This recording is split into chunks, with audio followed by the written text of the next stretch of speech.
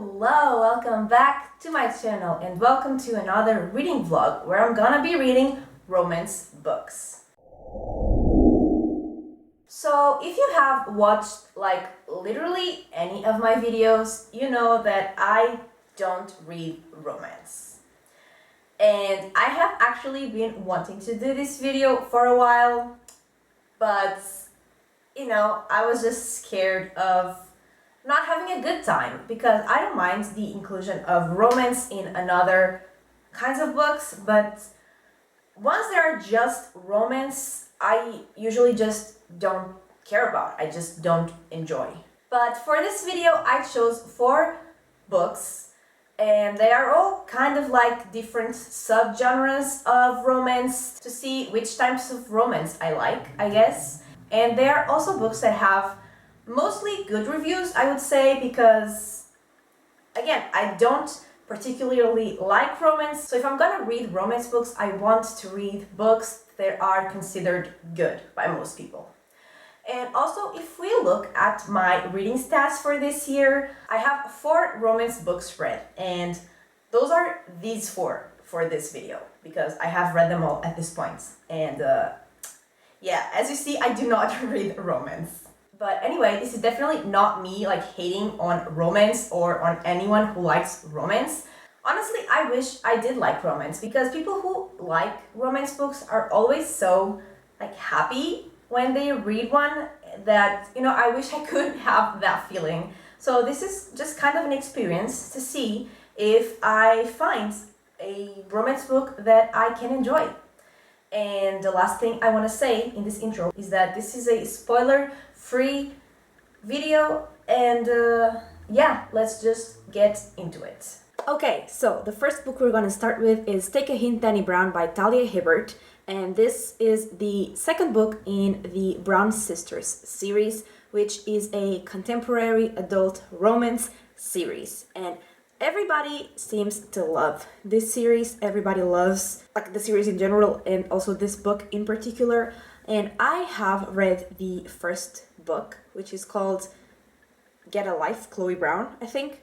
And I actually, I enjoyed it. Like, it was not my favorite book ever because just, it's not my favorite genre of book, but I did actually have a good time reading it.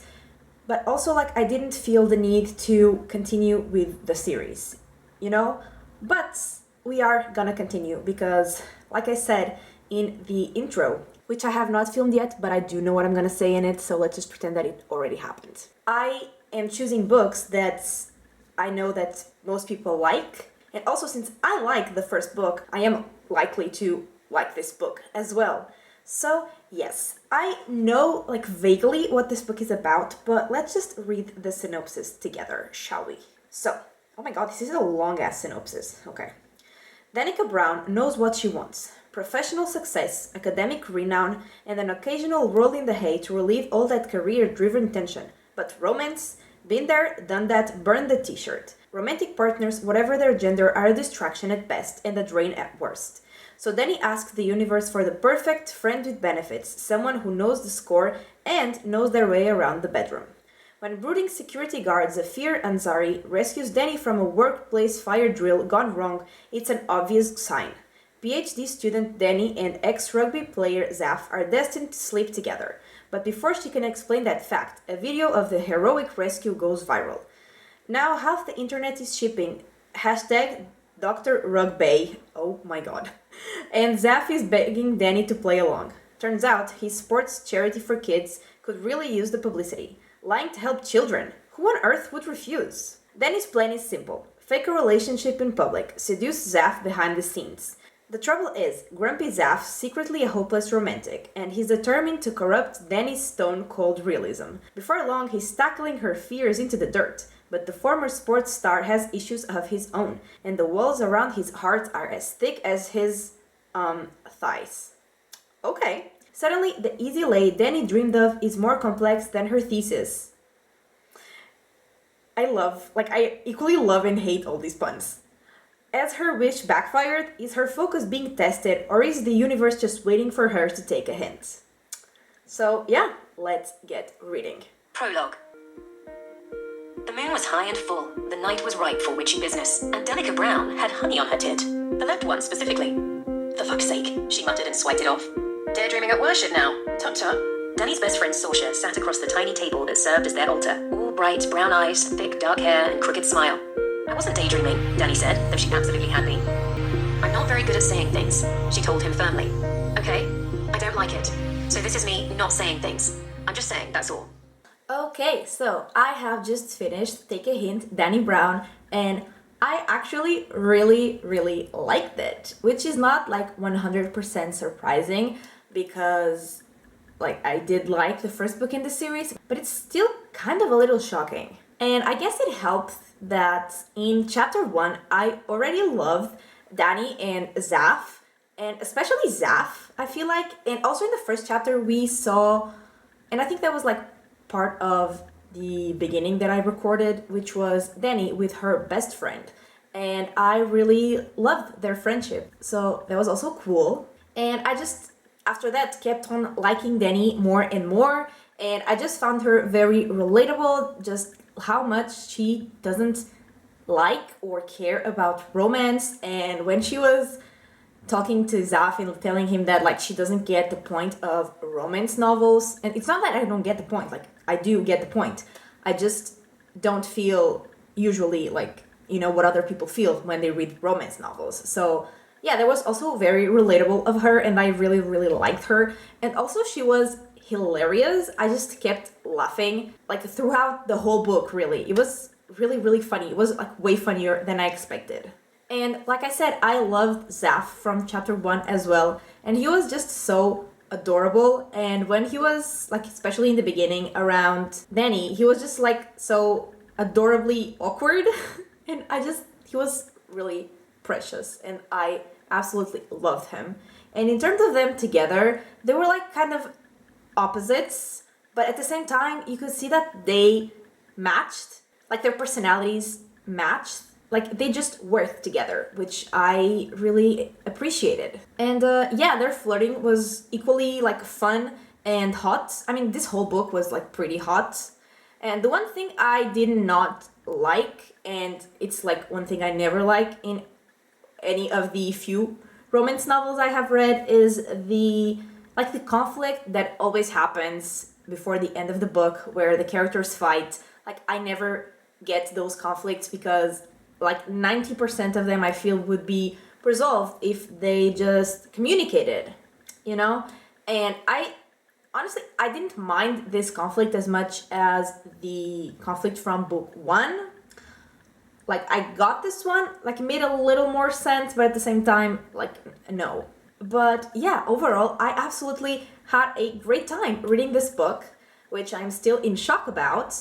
And I did like it a little more than the first one. And yeah, it was not like a perfect book for me, but it was really good. And I am giving it 4.5 stars. And yeah, this is definitely a great start to the vlog. And the next book I'm gonna read is Heartstopper Volume 1 by Alice Oseman. And this is a contemporary young adult romance that is the first book in a series of graphic novels. And everyone is like completely obsessed with these books. And also the TV show that came out recently as well. And one of my best friends has read the books and watched the show, and she also absolutely loved like all of it. But she does like romance, like she loves romance. So, you know, that doesn't mean I love it, but you know, I want to love it. I want to be part of that group of people who are in love with these books and these characters. And like I said, it has become a series, so I have like seen things about it, and I've read people talking about the books previously as well, so I kind of know what it is about, but I have never read it or watched the show. So let's just read the synopsis. Charlie, a highly strung, openly gay overthinker, and Nick, a cheerful, soft-hearted rugby player, meet at a British all-boys grammar school. Friendship blooms quickly, but could there be something more? Charlie Springs is in year 10 at Truham Grammar School for Boys. The past year hasn't been too great, but at least he's not being bullied anymore. Nick Nelson is in year 11 and on the school rugby team. He's heard a little about Charlie, the kid who was outed last year and bullied for a few months. but he's never had the opportunity to talk to him. They quickly become friends, and soon Charlie is falling hard for Nick, even though he doesn't think he has a chance. But love works in surprising ways, and sometimes good things are waiting just around the corner.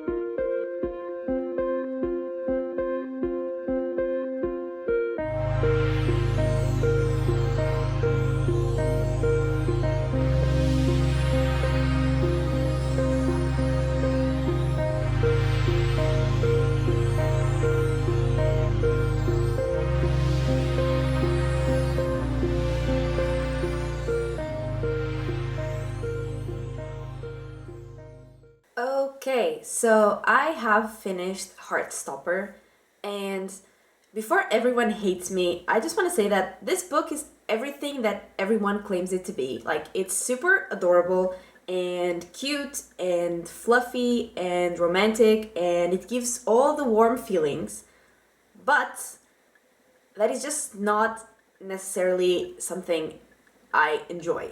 And I'm not saying I disliked it. I did like it. I was just not, excited about it when I was reading. And obviously, being a graphic novel, the amount of story was not like a lot, because it's drawings and it takes up a lot of space. And to be a lot of plot, it would have to be a huge book. So I'm not gonna get into any of the story if anyone hasn't read it yet or watched the show, which I guess most people have. But anyway, I'm not gonna get into any details, but I did like the characters, Nick and Charlie specifically, because they were the only ones we actually got to know. I did like them. I did think the romance was cute, like I said. I shipped them. But I don't know, it just didn't, pull me in. I was not,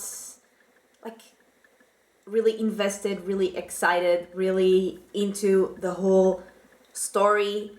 And I knew going into it that being just something really cute wasn't gonna be my thing, probably. And I was right, it was definitely not my thing. And it was just okay, and I'm sad because I wanted to like it, because everyone loves it and everyone's always so happy with this story because it's just so adorable, and it's just not my thing. And yeah, but if you have not read this book, do not take my word for it, because the problem is mine, it's not the book, it's definitely me. So especially if you like romance, and specifically cute romances, you will probably like this book. It's just not my thing. And yeah, I gave it 3 stars, and I might read the other books because they are really quick to get through, so I might. And like I said, I didn't dislike it, I just didn't love it as much as everyone else seems to. So yeah, I might continue with the series, but not in this vlog. In this vlog, we are moving on to the next book, which is To All the Boys I've Loved Before by Jenny Han. And this is the first book in a trilogy, and it's a contemporary young adult romance. And these books were adapted into movies, which I have never watched, but my friends have. And actually, I was telling my best friend the other day that I was doing this reading vlog about romance, and he was like, "Who are you?" And yeah. So I do know the movies exist. I kind of know what they're about, again, but let's read the synopsis anyway. I know that it's a girl who has written letters to all the boys she had crushes on, and then the letters get sent out. And yeah, that's what I know. I guess it's probably what is in the synopsis, but let's read it anyway. To All the Boys I've Loved Before is the story of Lara Jean, who has never openly admitted her crushes, but instead wrote each boy a letter about how she felt, sealed it, and hid it in a box under her bed. But one day, Lara Jean discovers that somehow her secret box of letters has been mailed, causing all her crushes from her past to confront her about the letters. Her first kiss, the boy from summer camp, even her sister's ex-boyfriend Josh. As she learns to deal with her past loves face to face, Lara Jean discovers that something good may come out of all these letters after all. And let's get reading. I like to save things. Not important things like whales or people or the environment. Silly things. Porcelain bells, the kind you get at souvenir shops. Cookie cutters you'll never use, because who needs a cookie in the shape of a foot? Ribbons for my hair. Love letters. Of all the things I save, I guess you could say my love letters are my most prized possession.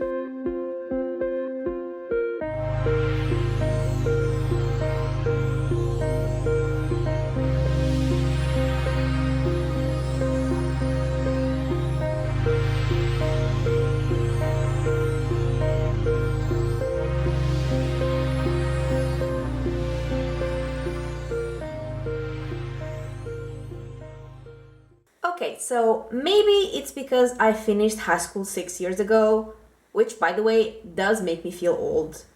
But I really did not care about all the teen drama in this book. What I did like was the main character, Lara Jean, and her interactions, relationship with her family, her two sisters, and her dad.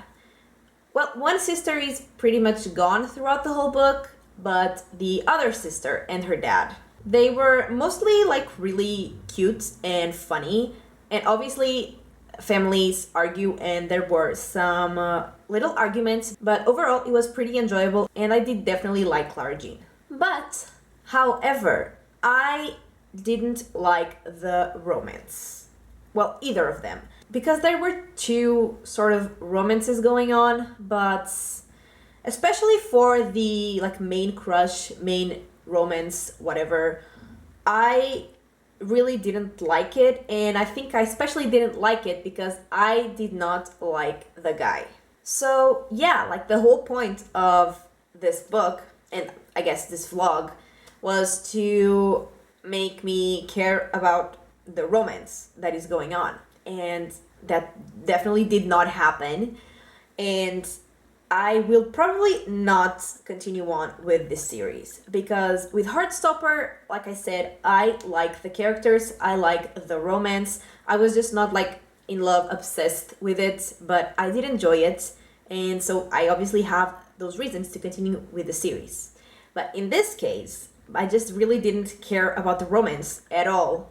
So, what would be the point to continue with the series if the romance is gonna be the same, like with the same people? And I did not dislike the book because, like I said, I did like Lara Jean and I did like her with her family, and with her friend I was like on the fence about it because their relationship was kind of strange but also like kind of funny, so it was at least entertaining. And so I did not dislike the book, I just did not like the romance part of it, which again was kind of the whole point, but the book as a whole I kind of found somewhat entertaining, so I am just like okay about it and I gave it 3 stars. But if it was just for the romance, I would have to rate it lower than Heartstopper because again I did not like it. And so far, I have really liked the first book, and I have been just okay about the other two, which makes me wonder if maybe I just like adult romance and not young adult romance. And we are definitely gonna test that theory with the next and last book of this vlog, which is The Hating Game by Sally Thorne. And this is a contemporary adult romance, and this one is a standalone. It's not part of the series like all the others in this vlog, and it was adapted into a movie, I want to say last year, and again I did not watch it, and this time I don't think my friends have watched it either, but I'm not sure. But yeah, this one is the story I know the least about. Literally all I know is that the two characters work together. So yeah, let's just read this synopsis. Debut author Sally Thorne bursts on the scene with a hilarious and sexy workplace comedy, all about that thin fine line between hate and love. Nemesis, an opponent or rival whom a person cannot best or overcome. A person's undoing. Joshua Templeman. Lucy Hutton has always been certain that the nice girl can get the corner office. She's charming and accommodating and prides herself on being loved by everyone at Bexley and Gaiman. Everyone except for coldly efficient, impeccably attired, physically intimidating Joshua Templeman, and the feeling is mutual. Trapped in a shared office together, 50 or 60 hours a week, they've become entrenched in an addictive, ridiculous, never-ending game of one-upmanship. There's the staring game, the mirror game, the HR game. Lucy can't let Joshua beat her at anything, especially when a huge new promotion goes up for the taking. If Lucy wins this game, she'll be Joshua's boss. If she loses, she'll resign. So why is she suddenly having steamy dreams about Joshua and dressing for work like she's got a hot date? After a perfectly innocent elevator ride ends with an earth-shattering kiss, Lucy starts to wonder whether she's got Joshua Templeman all wrong. Maybe Lucy Hutton doesn't hate Joshua Templeman, and maybe he doesn't hate her either. Or maybe this is just another game. Chapter 1. I have a theory. Hating someone feels disturbingly similar to being in love with them. I've had a lot of time to compare love and hate, and these are my observations. Love and hate are visceral. Your stomach twists at the thought of that person. The heart in your chest beats heavy and bright, nearly visible through your flesh and clothes. Your appetite and sleep are shredded. Every interaction spikes your blood with a dangerous kind of adrenaline, and you're on the brink of fight or flight. Your body is barely under your control.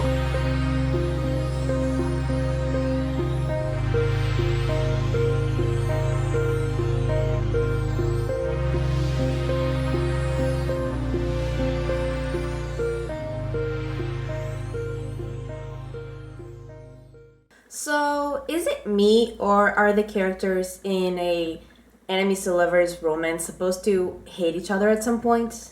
But in all seriousness, the lack of hate is the list of my problems with this book. So, first of all, I really did not like the characters.